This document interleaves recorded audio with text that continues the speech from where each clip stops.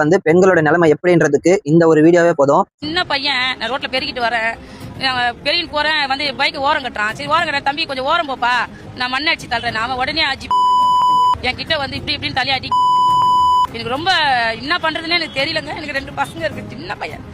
கையில வச்சு இந்த கொம்பு எடுத்து சரியான அடி அடிச்சிட்டேன். நான் அடிச்சிட்டேன். எனக்கு மனசு ரொம்ப வேதனையா, அப்போ கை கால்லாம் வட பதறத்துச்சு. குழந்தைங்க மாதிரி ஆச்சு. அதுக்குள்ள இப்படி பண்ணிச்ச.